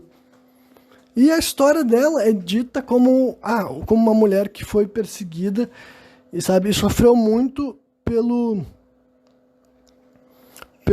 como é que é mesmo assim, pela Inquisição contra os judeus. Inclusive falaram que ela foi mandada do Brasil para ser morta lá em Portugal, sabe? Para ser morta lá em Portugal, no final da vida dela já é mesmo essa história, né? E se não me engano ela morreu na cela antes de ser morta numa execução, né? Acusada de heresia, etc e tal. Só que antes desse desfecho acontecer, ela era uma senhora de engenho, entendeu? O marido dela tinha dinheiro, ela teve dinheiro, porque o primeiro marido dela morreu, ela virou viúva. Então ela virou a senhora de engenho, sabe? Ela não era casada com o senhor de engenho. Ela foi senhora de engenho. Isso quer dizer que ela tinha escravizados, até onde eu sei, né? Eu não tô, tipo assim, não tô interpretando errado como é que é a história do Brasil, né? Se uma mulher era dona de um engenho, em 1589, ela não era uma mulher qualquer, né? Ela não era uma mulher assim que ela tava na lavoura com as próprias mãos dela trabalhando, né? Não acho que era isso que estava acontecendo aqui no Brasil em 1579. Então, né, só para entender, eu quero conseguir compreender quem é essa figura histórica, porque para não interpretar errado isso daí, né? Não interpretar errado o que exatamente estou vendo, né? O que é, tipo assim, se é motivo de exaltação ou não, né? Mas basicamente é isso aí. E é claro que, lembrando, qualquer coisa de ruim que foi feita para essa senhora, né? Essa falecida mulher e qualquer outro judeu devido às atitudes da Inquisição, eu acho errado e condenável, sabe? Uma coisa não tem nada a ver com a outra, né? Uma coisa não tem nada a ver com a outra, até porque, né? Provavelmente essas pessoas que estavam julgando os judeus por suas heresias, provavelmente eles tinham muita culpa no cartório também, né? Qualquer pessoa que pesquisa história, ainda mais a história do Brasil, vê um monte de padre, um monte de jesuíta, né, aprontando poucas e boas. Então, né, não é como se esses sujeitos que estavam se sentindo no direito de julgar os outros, né, mas enfim. Mas essa Branca Dias é bem... Cara, é outra figura que não dá pra pegar e falar assim... Tipo, não que ela não tenha sofrido perseguição, ela pode ter sofrido perseguição também, mas não dá pra fazer de conta que a vida dela foi só isso. E mais do que isso, ela é uma das mulheres que chegou a deixar a linhagem, sabe? Pra vocês terem uma ideia, as figuras assim que dizem que tem descendência dela. O Renato Aragão, Mariana Ximenes, né? Ciro Gomes, Belchior, Marisa Monte. Então, assim, peraí, olha quantas figuras aqui do Brasil, populares, né, famosas, muitas delas bem posicionadas, né? Então, e quando eu digo que elas são descendentes, é óbvio que isso não quer dizer que, que necessariamente alguns desses nomes sejam herdeiros de uma fortuna dessa mulher. Mas essa mulher teve filhos, esses filhos tiveram filhos, esses outros filhos tiveram filhos. E se a gente é capaz hoje em dia de saber que tem todas as figuras aqui do Brasil, né, que hoje em dia eles podem não ter parentesco, sabe? Pelo menos próximo. Provavelmente eles são primos de algum grau. Todos esses nomes, daí Renato Aragão, Ciro Gomes, né? Todos esses caras devem ter algum grau de parentesco, né? Mesmo que não seja muito próximo. Mas conseguir rastrear a genealogia deles para uma mulher específica aqui no Brasil, não dá pra fazer de conta que era uma mulher qualquer, porque se fosse uma mulher qualquer, a gente não tava falando o nome dela, tá ligado? Simples assim. Então, né, é evidente que, independentemente da situação caótica da política em Portugal e até aqui no Brasil, e dos horrores da Inquisição, é indiscutível que só o fato de tu ser judeu garantia que tu não teria capacidade de crescer, de prosperar, de obter relevância. Ninguém obtém esses cargos sem os outros saber quem tu é, tá ligado? Basicamente é isso. Então, né, mais uma vez, só para reforçar o meu argumento também do programa anterior, é que essas relações históricas são muito mais assim, elas são sucessivas, entendeu? Podem ter papas, reis, etc., que são mais tolerantes, mais inclusivos, e bem provavelmente esses tipos de política que eles criam permitam que também exista, né, dentro do, tipo assim, enquanto tem um papa que é considerado muito assim, como posso dizer assim, não sei se é generoso, gentil, eu quero uma palavra melhor, mas sei lá, humanitário talvez, sabe, enquanto tem um papa que diz, bah, esse papa veio, ele fez vários projetos e ele era clemente e ele incentivava a paz, bem provavelmente enquanto esse cara está no poder, tem vários cardeais que não estão de acordo com a conduta dele, que acham que ele é um padre frouxo, acham que ele é um padre que não pune os hereges, que não castiga. Então, logo esse padre cai, esse papa cai, né, ou morre, melhor dizendo, muita possibilidade de ascender um papa, mas assim, né, ou que pode ser chamado de mais conservador, ou mais perturbado também, sabe? Mais sanguinário, depende do nível e nível, sabe? Mesma coisa para um rei, né? Um rei que pode ser considerado mais, não sei se brando ou digno, justo, não sei se algum rei na história merece um título desses, tá ligado? Mas, né, algo desse tipo, quem sabe depois ele é substituído, ou pelo menos, assim, um rei mais tolerante pode ser substituído por um rei mais intolerante. Pronto, isso daí eu consigo acreditar nisso, sabe? Então esses movimentos históricos vão acontecendo e, devido a diversas questões, a situação do povo judeu na Europa e no Brasil ia mudando, né? Às vezes ficando mais suportável, né? E às vezes ficando terrível. Mas agora, indo adiante assim na nossa linha do tempo, incorporando uma nova figura histórica, outro que eu separei aqui para comentar relacionado a esse assunto é o Papa Paulo IV, né? Esse Papa, ele nasceu em 1476, né, em Roma, então ele era já assim, até onde eu sei, a família dele já era ligada à posição de clérigo, né? Deixa eu ver. É uma proeminente família nobre de Nápoles, né?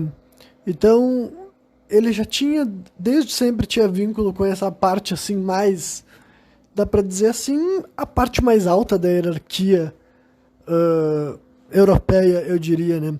Historicamente, os países que se posicionaram acima dos outros nessa história de Europa, nas batalhas e nas guerras, dá pra dizer que é Itália e Alemanha, sabe? São, simplificando, né? Não tinha esses nomes ainda, né? Eram impérios, reinos, cidades, mas é bem provavelmente não, é certo afirmar que em questão de poder político, né, e até mesmo financeiro, quem tomava as decisões relacionadas sobre a Europa, entendeu? No grande esquema era a Itália, né? As expedições do colonialismo eram organizadas e financiadas pela Itália, então a questão é que não é como se eles tivessem que botar a mão na massa, sabe? Não tinha que ter, assim, sabe, esses grupos que eram herdeiros da Roma Ocidental, que já tinha ruído, né? Não existia mais o Império Romano, né? Mas ainda assim existia esse pessoal que ainda assim, eram herdeiros desse poder histórico, digamos assim, entendeu? Né? Mas enfim, aí esse Papa Paulo IV, né, ele subiria ao poder em 1559, então, né, ele já teria lá com uma idade avançada, né, mais de 60 ou mais de 70 anos, mas ele tinha sido cardeal ou outros cargos de clérigo a vida toda, né. Ele pegou assim, então, e falaram que as descrições que tu encontra sobre essa figura, hoje em dia meio que são um consenso, sabe? Ele se tornou um exemplo de um mau papa, basicamente, sabe? Até, não só por causa das medidas políticas que ele fez, é facilmente percebido como um cara, assim, ultra-ortodoxo, eu diria, sabe? Extremamente conservador e persecutório, inclusive, né? Ele que, por exemplo, já existia a Inquisição Romana, que supostamente ela era mais branda do que a Inquisição na França e na Inquisição Espanhola, sabe? Justamente por toda essa questão que eu falei daí, sabe? A maioria dessas figuras tendiam a enxergar os seus semelhantes com maior valor, até, sabe? Ao contrário de outros reinos que enxergavam os seus semelhantes talvez com menor valor, sabe? E era mais fácil daí cometer atrocidade, né? Se tu não enxerga quem tu tá julgando como alguém que é teu semelhante de fato, né?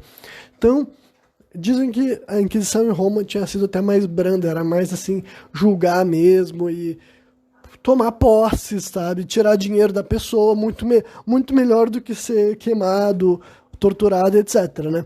Só que é indiscutível que, a partir do momento que esse Papa Paulo IV surge, ele torna a Inquisição mais severa, inclusive perseguindo gente dentro da própria igreja. Porque, basicamente, ele era um cara que é chamado de contra-reforma, né? Ele era um cara que, né, não sei se é justo fazer essa afirmação, mas se fosse por ele, até mesmo as outras doutrinas cristãs que a gente considera hoje em dia sem ser hereges, eu acho que na cabeça dele ele teria acabado com o protestantismo, se fosse possível, sabe? E daí teria todo mundo católico e deu, né? Mas esse sujeito, ele tinha essa visão de ser extremamente arbitrário, ele tinha uma visão dita como anti-espanhola, né? Que eu não vou me atrever a tentar explicar o que isso quer dizer exatamente em breves palavras, né? Mas algumas questões que eu quis aqui separar, sobre o papado dele, é mais sobre a ideia de que ele também é considerado o responsável por ferrar a questão dos judeus na Itália, né, simplificando assim, por 300 anos, né? Outra coisa que é pra gente sempre estar atento quando gente pró a Igreja Católica tenta relativizar as atrocidades históricas que a Igreja cometeu como se tivessem sido excessos de grupos extremos, sabe? Porque basicamente foi esse cara botou leis anti-judaicas mesmo, né?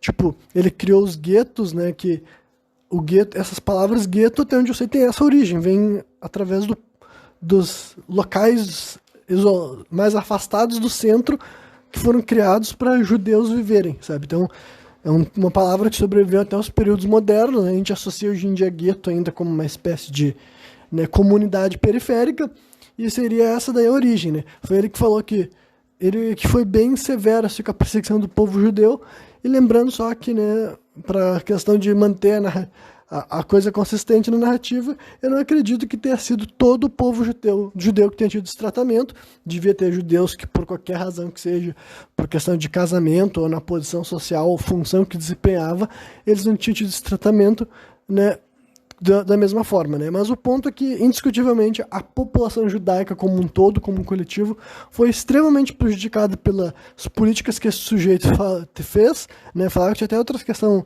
os clássicos de impostos e também um chapéu que os judeus teriam que vestir, né, para deixar bem claro que eles eram judeus e tudo mais, e daí eles podiam ser tratados diferente. Só que tem uma questão, assim... Deixa eu ver se eu quero terminar essa parte do raciocínio antes de pular para outra, né? Não, eu vou aproveitar só para antes que eu perca um raciocínio que eu já tinha separado na minha mente para compartilhar com vocês.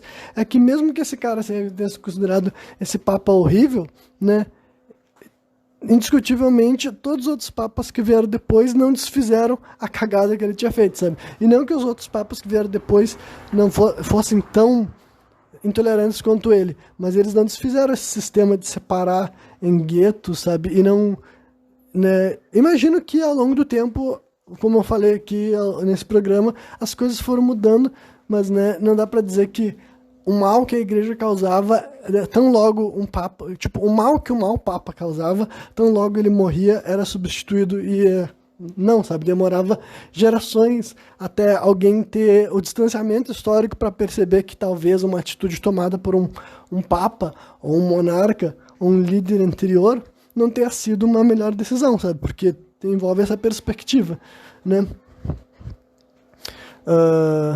Deixa eu ver. E a outra coisa que eu queria comentar é a questão da morte dele, sabe. Isso aqui é até um pequeno texto, sabe. É um pequeno texto que, assim, o artigo do Wikipedia desse sujeito até que é bem completo. Eu vi em inglês, né, e como sempre no inglês tem mais coisas ainda, mas eu fiz a leitura em português, fiz a leitura em inglês para já ter uma comparação do que aparece e que não aparece, e esse texto aqui específico aparece nos dois idiomas, né? Então eu imagino que seja a tradução tirada de um texto, de um livro mesmo, sabe? Afinal, como eu já comentei aqui, o Wikipedia sempre mostra as referências, eu sempre consulto as referências mesmo, mas eu não vou dizer que eu vou atrás de cada um dos livros para ver se está escrito exatamente aquilo que foi escrito ali na referência, sabe? Eu vou ser honesto, sincero, porque essa é uma pesquisa que dá muito trabalho mesmo, sabe? Tu tem que ler atrás, afinal, a cada parágrafo do Wikipedia, no final vai estar ali, vai estar marcando se tem fonte ou não, sabe?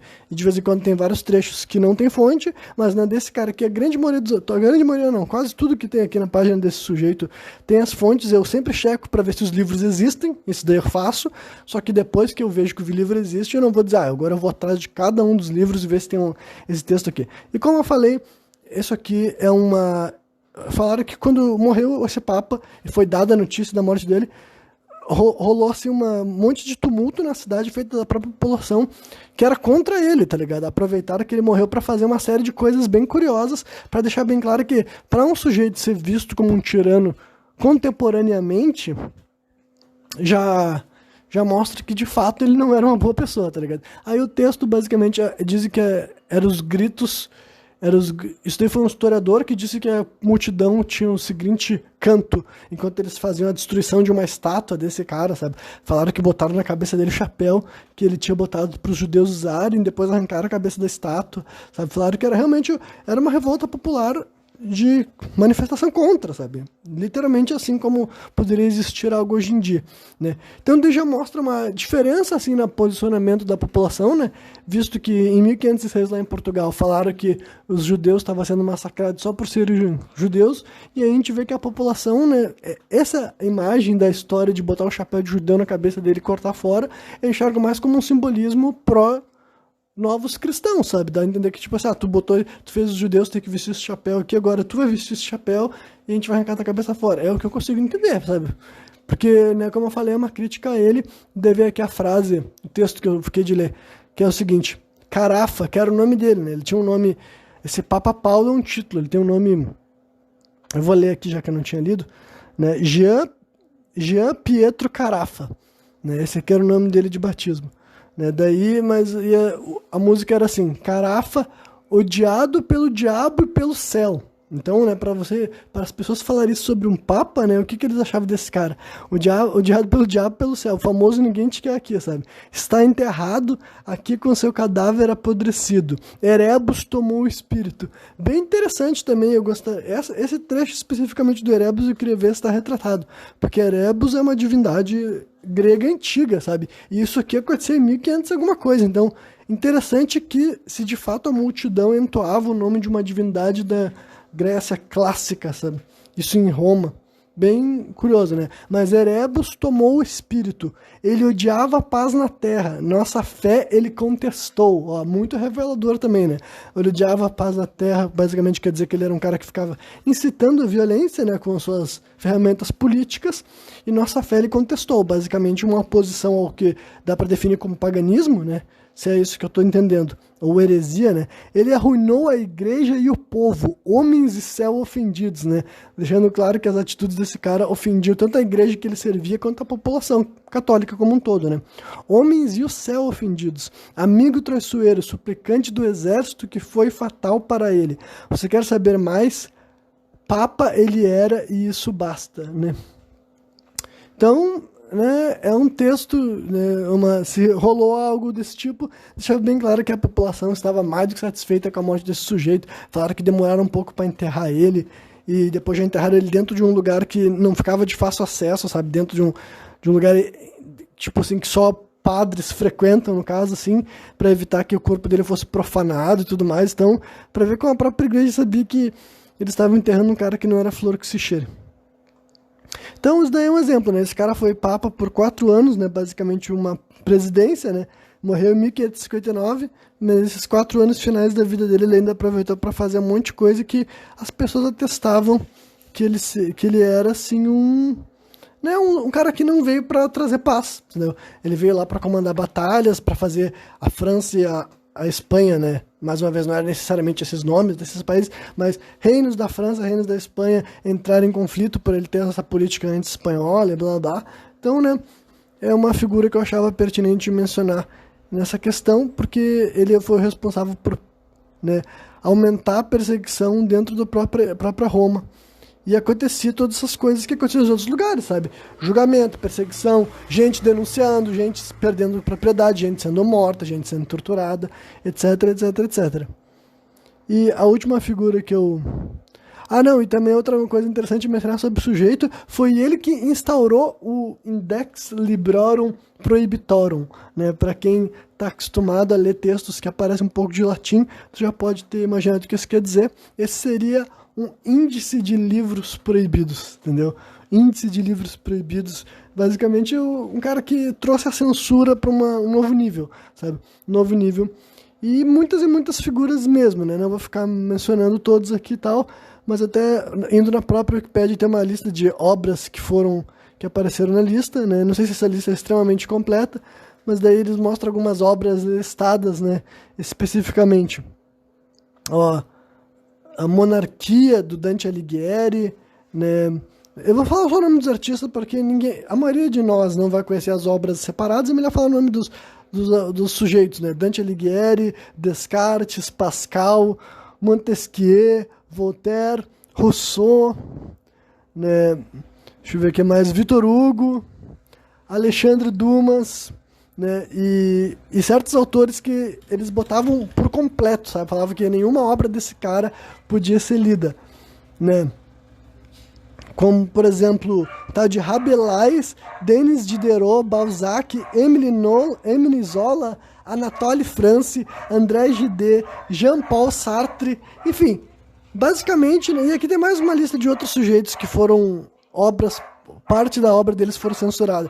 Então, pra ver que, porra, agora um cachorro começou a latir pra caramba aqui. Mas vamos ver, vou fechar minha janela em primeiro lugar. Acho que abafou um pouco o som, né? Porque eu não gosto de perder minha linha de raciocínio. Então, basicamente, eu também, para apontar mais algo que esse sujeito criou e durou até século XX, entendeu? Claro que as obras foram mudando, né? Conforme novos livros foram lançados, né? Foram entrando e outros que talvez eles foram revistos e tiraram da lista, sabe? É tipo uma banlist de card game, essa carta tá banida, esse livro tá banido, não, agora esse aqui tu não pode ler, esse tu pode, sabe? Mais ou menos assim. E Só no século XX ali, não sei, não me lembro exatamente o ano, mas né, no século passado que a igreja falou, bom, acho que isso aqui tá meio que fora de moda. E só para deixar bem claro, não quer dizer que não tenha livros com mensagens ruins no mundo. O ponto é, não é a igreja que tem que ter esse poder, e mais do que isso daí, até onde eu sei, essa lista devia ser seguida à risca, né? Imagino que se alguém confessasse, como é que rolava essa confissão de heresia? Era basicamente, enquanto tu conversava com a pessoa e tu percebia que a visão de mundo dele não era católica, tu denunciava ele, entendeu? Então era um negócio assim, que basicamente se tu lesse um livro que tinha informações que não são aquilo que a Igreja Católica prega normalmente, as chances de que tu começasse a se expressar de uma forma que a Igreja Católica não permitia, era muito alta, sabe? A pessoa lia o livro, ficava afetado na comunicação, nas ideias, começava a transmitir adiante, depois que tu chegasse perto de alguém que era X9 o suficiente, tu tava fudido, porque ele ia perceber, porra, esse cara aqui é herege. As coisas que ele tá falando não é a mesma coisa que eu ouço lá, né, quando eu vou na igreja. A visão de mundo dele, a explicação, os fenômenos que ele acredita ser possível ou não ser possível, a relação dele com a vida, o que é certo, o que é errado, o que é sagrado, o que não é. Basicamente isso, sabe? Ter esse pensamento que já era assim, conflitante com o que a igreja estava querendo instaurar, podia te colocar em risco, né? E é evidente que eu tenho noção de que isso não foi seguido o tempo inteiro, até pelo exemplo que eu dei da própria Joana d'Arc, sabe? Ela é uma figura que acredito que a relação que ela tinha com a espiritualidade não era a relação típica do catolicismo, entendeu? E o mesmo vale para várias figuras, inclusive várias figuras que são cristãs, né? É isso que eu já apontei em vários programas aqui e eu acho bom reiterar. Várias vezes dessa perseguição da Inquisição e tudo mais, da Igreja Católica como um todo, não era porque o sujeito não acreditava em Deus, era nessa visão cosmológica dele, sabe? O mais famoso sendo o próprio Galileu Galilei. Galileu Galilei nunca teve um problema com Deus ou com Cristo, mas se a visão de mundo dele não era exatamente aquela que a Igreja Católica pregasse, ele já estava em risco, né? Mas eu introduzi o nome do Galileu Galilei, mas para falar de outra figura histórica, talvez um pouco menos famosa, mas que eu confesso que eu mesmo ando ouvindo mais e mais do que nunca, né? Mas é o último sujeito que eu vou falar com relação a esse assunto e provavelmente com relação ao próprio programa Sem Contexto, supondo que eu consegui falar o suficiente, que é um cara chamado Giordano Bruno, né? Esse Giordano Bruno, talvez vocês tenham ouvido falar, né? Ele nasceu no Reino de Nápoles também, então mais uma vez se liga com a própria região que tem a ver com esse papo que eu tinha acabado de falar, e ele nasceu em 1548 e morreu em 1600. Então ele morreu com 52 anos de idade, ele foi morto pela Inquisição, né? Foi queimado e tudo mais, então ele morreu em 1600. Um pouco depois do Papa aquele, né? Ou bem depois, né? Porque o Papa morreu em 1555, se não me engano. Sei lá, agora já me esqueci, né? Mas o importante é o conceito, né? Não é as datas. Então esse sujeito daí... por que ele foi morto? Primeiro vamos falar um pouco de quem ele era, né? Ele era um daqueles caras que tem uma série de ocupações, tá ligado? Basicamente ele nasceu numa família que tinha grana, e quando tu tem grana, tu estudava, ainda mais tu morava num país tipo a Itália, né? Que não era país exatamente, era reino, blá blá blá, essas coisas que eu tenho que ficar esclarecendo, né? Mas algumas das ocupações dele era astrônomo, filósofo, poeta, escritor, professor universitário, astrólogo, matemático, e chegou a ser padre católico no início da vida dele, porque não demorou muito para ele ser afastado, sabe? Mas ele foi educado em instituições católicas, se tornou padre, só que fala que quando ele ainda era jovem, né, deixa eu ver, suas ideias particulares, porém, suscitou respeito para a hierarquia da igreja. Em 1536 foi acusado de heresia e levado para Roma para ser julgado. Poucos meses depois abandonou o hábito. Em 1579 deixou a Itália. Então, 79, né? Ele nasceu em 48, 79 ele tinha 31 anos de idade. Então, ele era um homem jovem ainda, né? Eu vou fazer 31 esse ano, então dá pra definir assim como um homem jovem. Não era um garoto, né? Não era um rapaz, mas não dá pra dizer que ele já tinha vivido a maior parte da vida dele. No caso dele, sim, porque ele ia morrer aos 52, né? Então, daí rola o período que chama a parte da peregrinação da vida dele. O que isso quer dizer? Como a Europa era pequena, né? Ele começou a viajar por vários países desses daí e tudo mais. Chegou a se converter para o calvinismo e depois saiu do calvinismo também, dizendo que foi expulso também, né? Porque basicamente tinha a ver com as crenças dele. E quais crenças dele? Esse cara, ele era assim, nossa, Renan, será que ele matava bebê, né? Porque eu também já vi assim, né, numa discussão de dois loucos, não vou nem mencionar, né? Mas uma discussão de duas figuras pró igreja, tipo, uma deles é mais pró-cristianismo, mais crítico à igreja católica, e o outro é querer defender a igreja católica, basicamente. E daí, eles levantaram o nome desse sujeito, né, e um deles fala, a igreja católica matou, né, Giordano Bruno. Ele fala, mas Giordano Bruno era ocultista.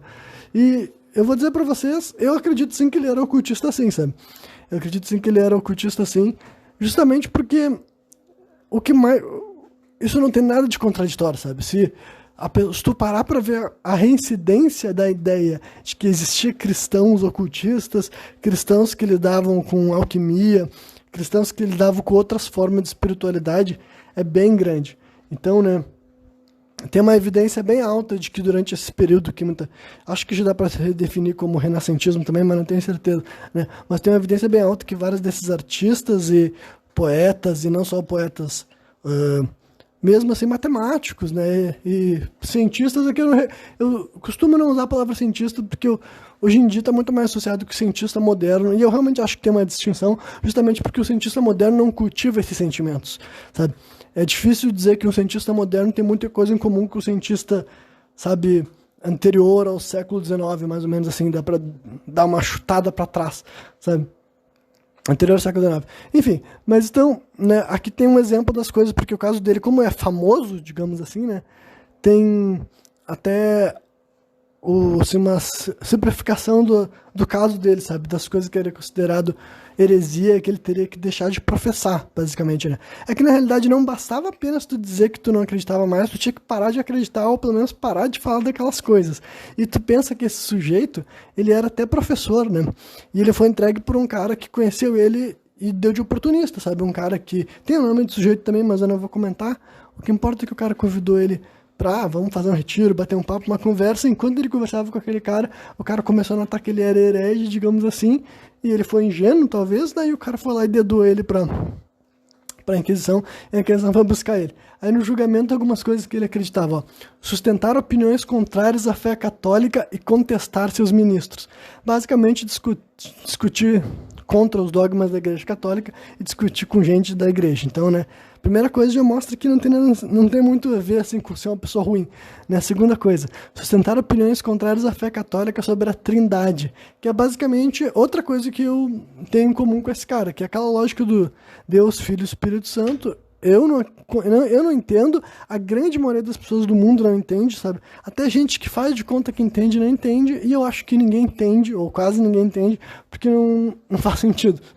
Mas basicamente é aquela história do Pai, do Filho e do Espírito Santo, os três em um só, e blá blá blá, né? Esse tipo de coisa, né? Contestar a divindade de Cristo, né? O que é a divindade de Cristo? É que Cristo, se Cristo existiu, como eu acredito que ele existiu, ele não foi em Deus encarnado, que eu acredito também, sabe? Então, outras coisas que mostram que eu teria morrido bem morto nessa época. E talvez tenha sido morto, né? Sustentar opiniões contrárias à fé católica sobre Jesus, como está mais ou menos a mesma coisa.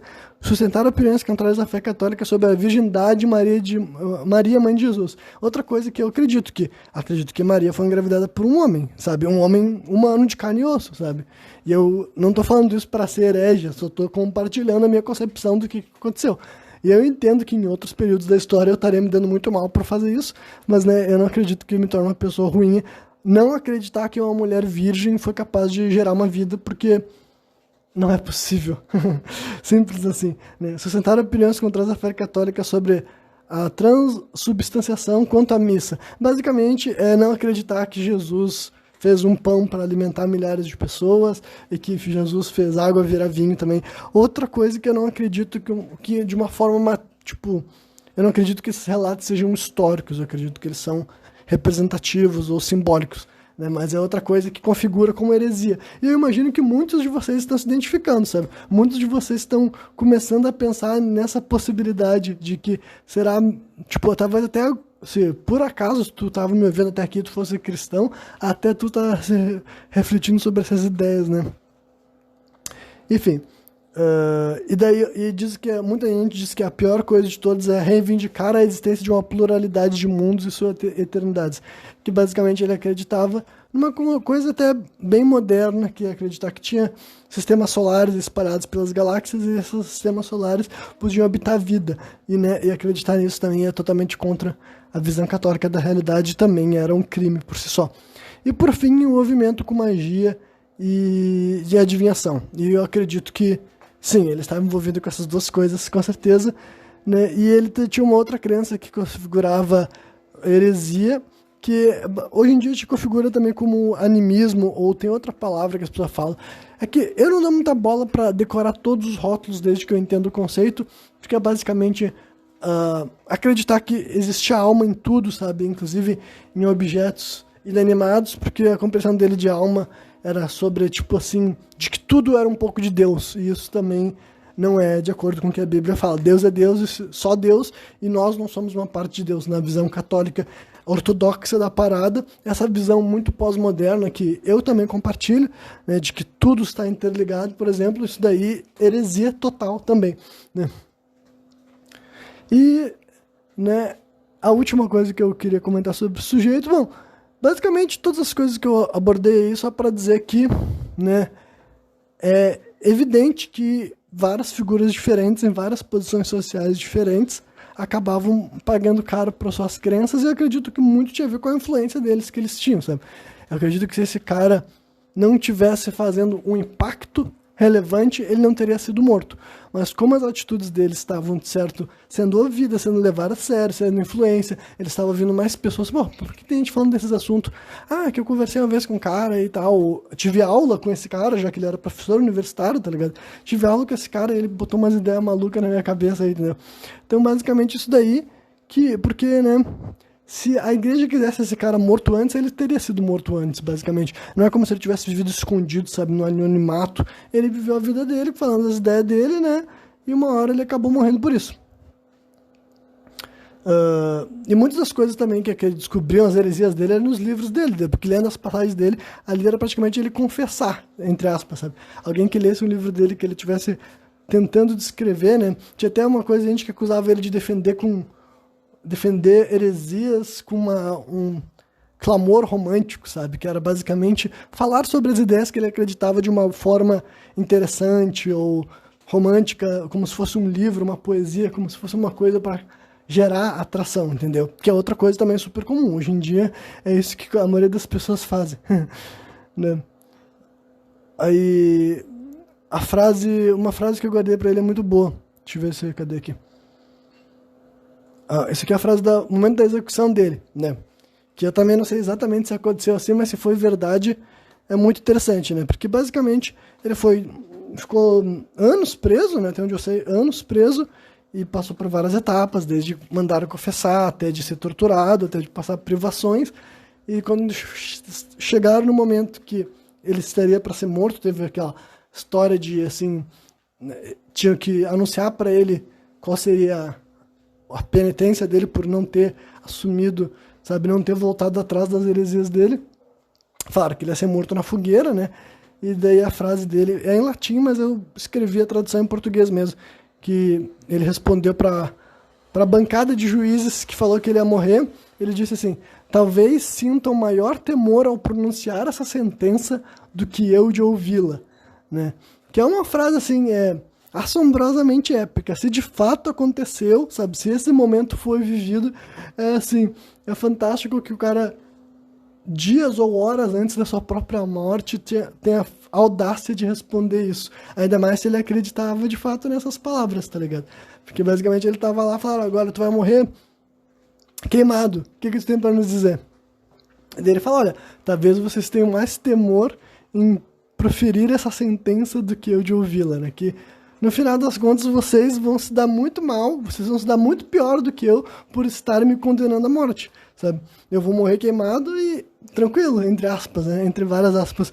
Mas ele também envolve uma certa convicção com o que tu mesmo acredita, né? Literalmente todo mundo que chegava ao extremo de ser morto pela sua crença mostra o quanto aquela pessoa, tipo assim, eu realmente acredito nisso, eu não vou negar o que eu acredito, eu não vou conseguir viver uma vida deixando de falar sobre a realidade, sobre a espiritualidade da forma que eu vivo, né?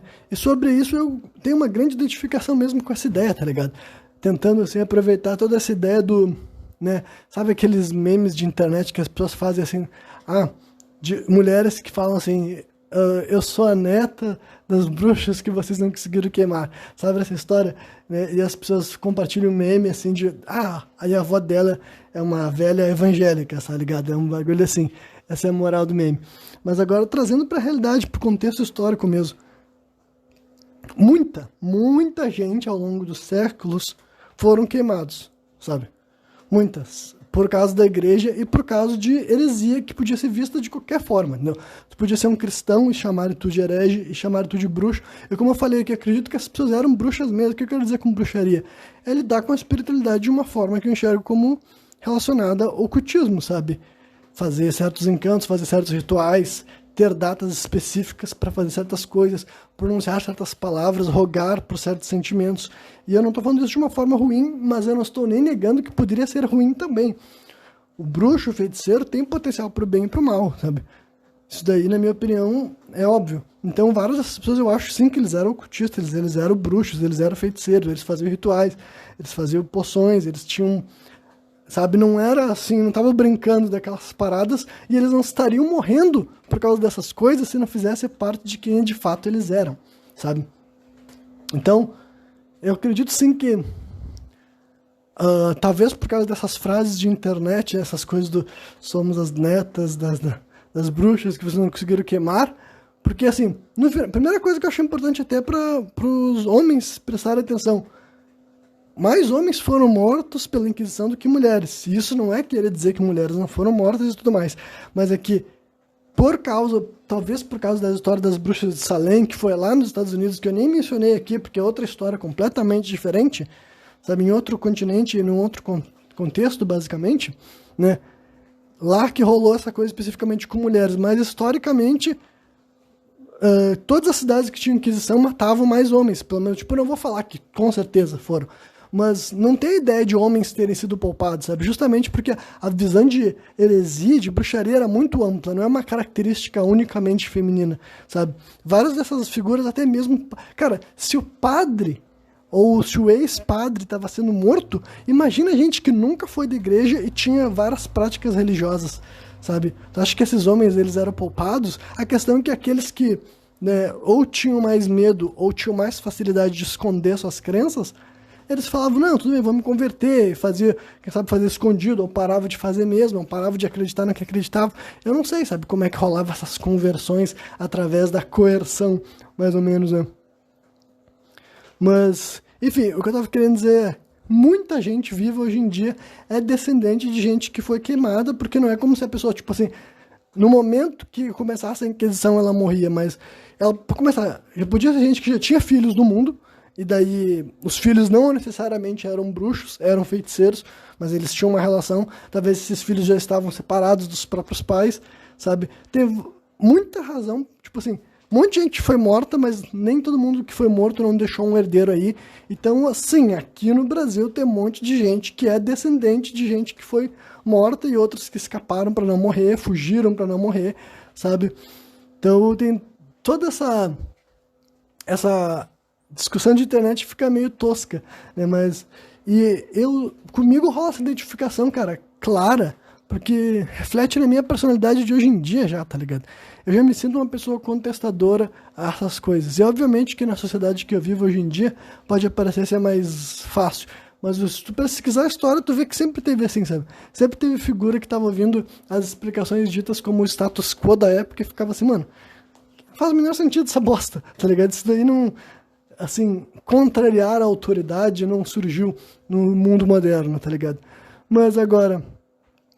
basicamente, a pergunta que eu tenho que te fazer sobre essas questões... eu vou até mencionar mais uma última coisa sobre esse Giordano Bruno, só para dar mais um corpo ainda pro relato dele. Eu já vi que tem gente até que aponta que dizem que... porque, tipo assim, teve gente que tentava transformar esse cara numa espécie de mártir da ciência, algo que eu concordo que ele não é, sabe? Na minha opinião, ele não é um mártir da ciência, mas durante muito tempo tentaram, basicamente, tinha essa narrativa específica de ciência contra a religião, porque era indiscutível que esse cara ele era uma espécie de cientista para a época dele, mas também era indiscutível que esse cara era espiritualizado. Mas tem gente que aponta que ele não foi morto necessariamente pelas crenças dele, mas mais por causa da própria personalidade dele, tá ligado? Falaram que existia vários sujeitos em posições similares a dele que também defendiam ideias parecidas com a dele, sabe, com essas visões de mundo que poderiam ser consideradas heresias. Heresias. Sinal de que tá na hora de encerrar esse programa, quando eu começo a errar as palavras. Né? Mas quando começa a rolar, tipo, gente que poderia estar sendo acusado de herege, mas não era, porque essa outra pessoa tinha uma personalidade mais... Aí eu não sei como definir, sabe? Mais tranquila, mais dócil, mais amistosa. E esse Giordano Bruno, ele era mais presunçoso, ou mais prepotente, mais arrogante. E a frase que supostamente ele falou antes de morrer corrobora que ele é um cara que tinha uma certa convicção. Mas sempre a pergunta-chave é essa, no que de fato essa convicção era enraizada? Era uma convicção enraizada, era uma super prepotência sem fundamento, ou era uma convicção enraizada em ter mesmo mensagens boas e plenas para passar adiante, né?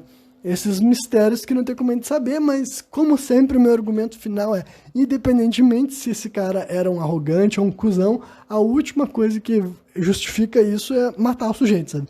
A última coisa que justifica isso é acabar com a vida dele, é queimar o cara porque, ele defendia as ideias dele com muita pompa, não sabia defender humilde no cantinho dele. Isso daí também é outra tentativa de justificar a morte dele, mas a igreja, até onde eu sei, a morte desse cara, por exemplo, nunca foi retratada. Mesmo que ele não fosse necessariamente alguma coisa assim que a igreja está falando que ele, sabe, estava propagando uma coisa demoníaca, mas a visão da Igreja Católica ainda é que dentro da lógica do Santo Ofício, o Santo Ofício julgou ele do jeito certo e a pena para ele estava certa, mas, né, como eu falei aqui algumas vezes, o cara tem que ser um ser humano muito escroto para justificar, mesmo que tenha acontecido no passado, sabe? A gente tá no século XXI, mas não importa, cara. A ideia de executar outro ser humano por intolerância religiosa sempre foi atroz, sabe? Sempre foi atroz e todo mundo que estava fazendo questão de tentar afunilar as perspectivas sabia que estava sendo um tirano. Sabe? Ele sabia que estava sendo tirano porque essa é a personalidade desse cara. Qualquer pessoa que tem a personalidade para passar, não, eu vou matar quem não acredita naquilo que eu estou obrigando a ser acreditado, mesmo que ele acredite que a religião dele é correta, tá ligado? Para mim isso não tem atenuante. E trazendo daí pro pessoal, para encerrar esse programa, né, eu tenho interesse em compartilhar essas histórias e conversar sobre esses assuntos, porque eu acho que isso daí sim serve para a gente montar certas visões históricas mais reais, mais pragmáticas e para vender aquilo que eu ainda acho que vale a pena vender no mundo hoje em dia, que é uma noção anti-opressão mesmo, sabe? Por mais assim como agora há pouco eu falei que a frase, né, essa frase que eu falei agora há pouco antes era ridícula, talvez tenha gente que ache que essa minha frase também é ridícula, mas eu realmente acho que existe uma opressão que vem de um ponto de vista assim, até mesmo pessoal, sabe? São figuras opressoras, figuras tirânicas, que historicamente se colocavam no poder, e tem várias discussões de por que isso acontece, mas eu ainda acho que ainda acontece, sabe? Ainda acho que tem muita gente que não é, sabe, assim, gente que tá querendo fazer o bem e resbala e faz o mal. Não, é gente que faz o mal, meio que de uma forma consciente, sabe? Porque na cabeça desse sujeito é muito assim... É muito justo o que ele está realizando, sabe? A última coisa até que eu vou mencionar é que isso aqui vale a pena eu falar em outro programa sem contexto até, mas quem sabe eu repito, né? Porque nunca foi um problema para mim falar 2 vezes sobre o mesmo assunto, ainda mais se eu tô falando no final, eu posso mudar o que eu tô falando no início em outro programa. Mas basicamente, né? Tem uma lógica que é aristotélica, sabe a palavra aristocracia? Aristocracia também tem a ver com Aristóteles. Porque esse sujeito... Basicamente, ele acreditava em escravidão, e quando eu digo que ele acreditava em escravidão, não é que ele acreditava numa escravidão étnica, racial, sabe, superioridade de uma raça para outra, não é isso. Mas a aristocracia, na palavra dele, era assim, que, óbvio, é evidente que tem gente que nasceu para mandar, sabe, porque são melhores para mandar, sabem mais, têm mais capacidade de mandar. Então, por isso que ele acreditava em escravidão. E de fato ele acreditava. Eu não tô distorcendo as palavras dele, só tô, deixando muito enxuto. Mas, né, A partir do momento que tu acredita que tem gente que veio pra mandar, tu tem que acreditar que veio gente pra obedecer, tá ligado? Não tem como todo mundo mandar. É simplesmente assim. E muita gente tem essa visão do mundo, sabe? Essa visão aristotélica, pra mim, não foi criada por ele. Ele apenas foi um dos caras mais antigos a colocar isso em material.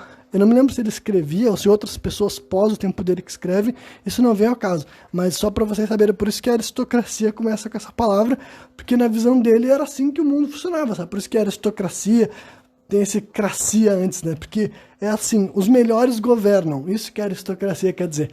Os melhores governam, então, sabe, fica assim no subtexto que os piores, entre aspas, serão governados, sabe? E na minha opinião, existe muita gente com esse raciocínio, só que é que tá, eles nem são os melhores, entendeu? Tem um monte de gente que sequer é bom, e na cabeça deles eles acham que são, e acham que eles têm que mandar, e os outros têm que obedecer eles e têm que seguir eles, sabe? Então, é disso que eu tô falando de opressão e tirania. É um cara que é um imbecil ou um despreparado, é um incapaz de tomar decisão, convencido que ele tem esse direito. E isso pode ser convencido por diversas razões, cara. Não precisa ser porque ele acredita numa ascendência real ou uma dinastia, que na história da humanidade foi o que mais aconteceu.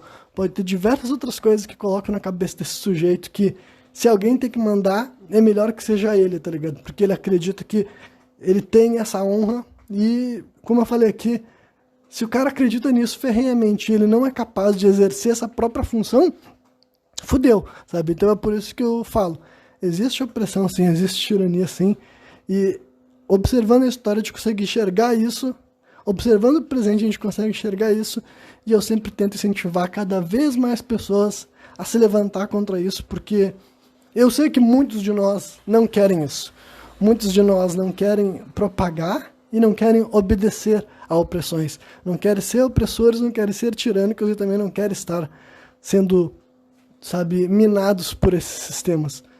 Então, para mim, o primeiro passo é reconhecer que esses sistemas existem, se organizar para se levantar contra eles e basicamente é isso, né? Mas como eu tento fazer isso a passos muito pequenos, eu acho que utilizar contextos históricos, figuras históricas e me opor a raciocínios que eu vejo outras pessoas defendendo, porque eu penso assim, cara, eu não acho que defender a legitimidade da Inquisição é algo bom, sabe? Eu não acho que o Brasil precisa de mais pessoas acreditando que a Inquisição serviu a algum propósito.